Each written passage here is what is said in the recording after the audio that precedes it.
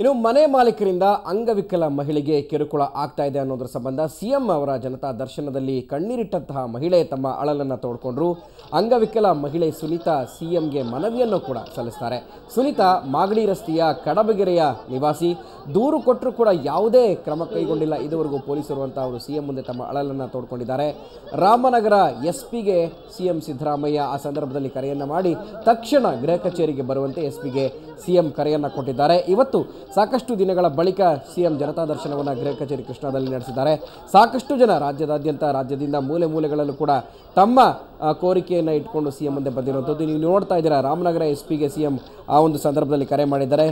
ಮಹಿಳೆ ಮೇಲೆ, ಆ ಒಂದು ಅಂಗವಿಕಲ ಮಹಿಳೆ ಮೇಲೆ ದೌರ್ಜನ್ಯ ಎಸಗಿರುವಂಥ ಮನೆ ಮಾಲೀಕರ ವಿರುದ್ಧ ಆಕೆ ಕಂಪ್ಲೇಂಟನ್ನು ಕೊಟ್ಟರೂ ಕೂಡ ಯಾವುದೇ ಕ್ರಮ ಅಲ್ಲಿನ ಎಸ್ಪಿ ತೆಗೆದುಕೊಂಡಿಲ್ಲ ಅಂತ ತಕ್ಷಣವೇ ಆ ಒಂದು ಸಮಸ್ಯೆಯನ್ನು ಬಗೆಹರಿಸೋದಕ್ಕೆ ಸಿಎಂ ರಾಮನಗರ ಎಸ್ಪಿಗೆ ಕರೆಯನ್ನು ಮಾಡ್ತಾರೆ.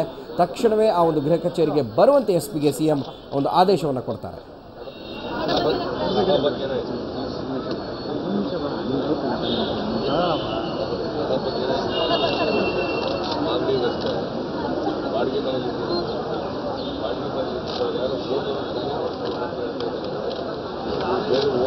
ಜಾಗ ಇಲ್ಲ.